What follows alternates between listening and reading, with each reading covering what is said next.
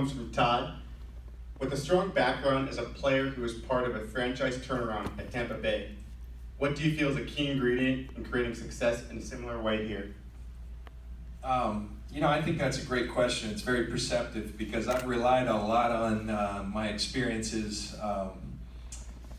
I went to Tampa. I was drafted by Tampa in the third round in 1993, and if you don't know, at that time, the Bucks were more commonly referred to as the Yucks. We were the worst franchise, not just in football, but in all of sport. And when I got there, the answer was a lot of what kind of is here right now. Now, we didn't have that foundation, though, of having won 5 Lombardis. They hadn't won anything, and there wasn't a lot of success to draw upon.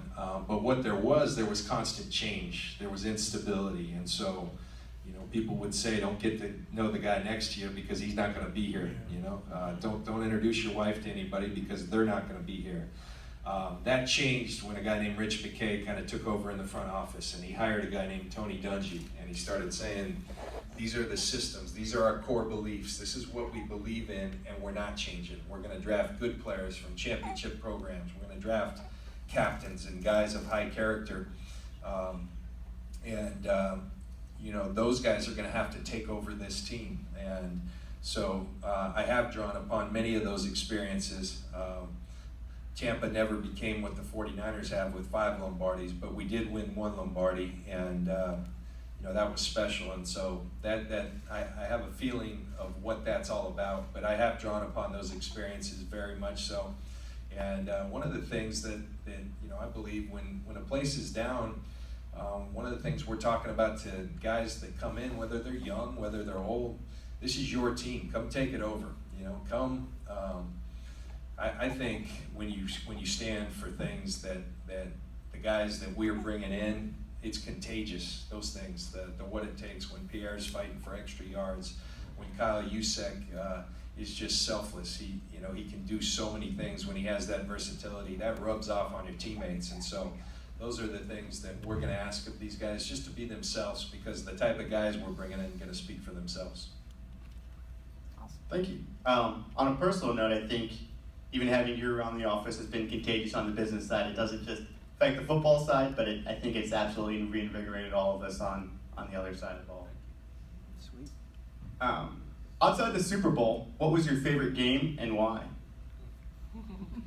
That's a great question. I can tell you this. It's kind of a so in year 16 for me, I was in Denver, and Mike Shanahan, Kyle's dad, begged me to come back. I was going to retire. I thought 15 years. I just made my 4th consecutive Pro Bowl. What a way to end the career. Unfortunately, we weren't at where we wanted to be as a franchise, but 15 years, that's a good number. I'm healthy, I can walk, I can talk, all those things. And I had 4 beautiful kids, a beautiful wife, and it's time to go enjoy them a little bit and find out what's next in my life.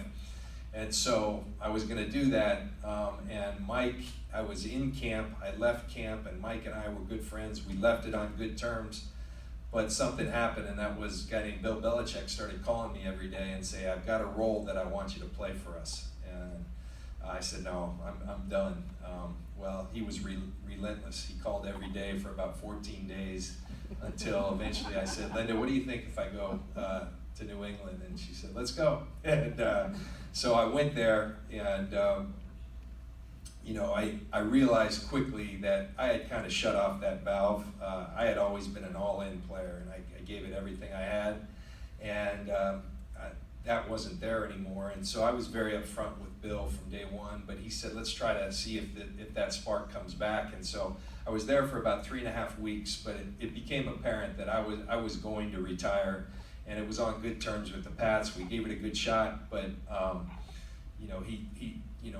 at one point he sent me back to Denver, and he said, maybe you're just homesick, go home with your family. I came back, and that's when I said, Bill, I'm done, but I would like one thing from you. I want to play the last preseason game, and I want to play my position, which was safety, because he was having me play linebacker there, and he was always forward thinking, and he wanted to play kind of a nickel defense all of the time, and I was critical to that role.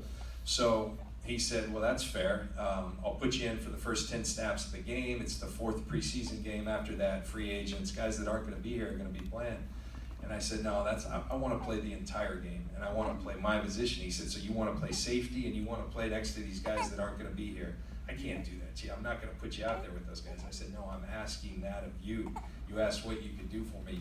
You can let me play this entire game. So we played at the Meadowlands. We played against the New York Giants, and I was always a guy, you told me what to do, you told me to be 2 yards inside the hash, that's where I was going to be. Extremely coachable, and not robotic. I had instincts and all that, but I was coachable.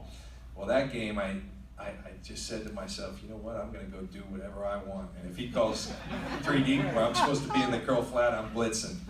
And I did it the entire game. It was a preseason game. I had about 16 tackles, and every time I'd look at the sideline, Belichick was pulling out his hair because I wasn't listening to the call. I was just doing whatever the heck I wanted to. And I tell people I had more fun playing football that game than I think any game, and that's how I left this league. And so people say, and no one knows about that game. I'm not even sure film exists of that game, but I had more fun playing that day. So that's probably my favorite game other than the Super Bowl. Yeah. Thank you. One last one for you here. Other than reestablishing a winning culture, what is your number one on-field priority? The number one on-field priority, we got to get better. And so people say, why have you been so active in free agency? Because the team wasn't good enough. And so we can talk about culture, and we very much believe in that. That's not just lip service. We believe in the type of guys, but we needed better quality on the field as well. And you need depth in this league. And so we've gone out and acquired, needs really. And now we have the draft, and what we tried to accomplish is let's fill some absolute needs with players we really believe in. Let's not stretch for them because we do have 10 draft choices, and but we don't want to get in the draft where we have to take a player at a certain position. We want to get in the draft and take players that we think will make us better, regardless of what position, regardless of. But you can't do that when you have that many needs, and so that's why we've been extremely active. So I think improving the quality, which we feel very good about what we've done. We've made some moves that, there is one position that everybody knows around here because you've had guys like Joe Montana and Steve Young and in the heyday. That's the most critical position in football. We're very pleased that we have Brian Hoyer here. He's familiar with Kyle's system. We also understand, and you guys should know, it's we're looking for our franchise guy. We're actively looking for that. That may come this year. It may come, next year. Again, we're not going to stretch and just go get someone to get them. We're going to get them because we believe they truly are a franchise quarterback. So there's things that are still out there, and we're pursuing every option for those things. But in the meantime, we have good players who fit what we do, and we think we can have success with. Awesome. Well, I think those are all the questions we had for you. Yeah, I do. Ryan, who's here, and Ryan's helping me out. He's, I think his title is assistant to the GM. He's Ryan Cordell back there. He pulled one question that I thought was quite humorous, and it says, John, do you have any idea what you've gotten yourself into? And it finishes with, run for your life. So, I don't know if that's a question or a statement, but my wife has said the same thing to me many times, and it is a true story that my 9-year-old, Leah, when I first, this all happened, I started talking on a Tuesday. By Sunday, I was the new general manager of the 49ers, so my family was looking at me like I was crazy, but hey, we're all in, Dad, let's go. And my 9-year-old, who is the happiest kid you ever meet, she never had a bad day, she was crying. I couldn't figure out what was going on. Leah, you're gonna be all right. You're gonna meet new friends, and you're gonna have friends in Denver and San Diego and now San Francisco and the Bay Area. And I said, what's going on? She said, it's not that, Daddy. And I said, well, what's wrong? And she's weeping. And I said, what is wrong? And she said, Dad, the 49ers are horrible. So, kids, they're honest. And I said, you're right, and I think that's why I was hired. And we're going to fix that, Leah.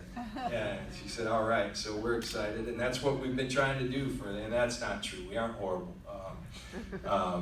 But the result was horrible, and we don't like horrible results. We don't like mediocre results. We like championship results. And so, not promising that that's coming this year. I'm promising that we're very focused on the process.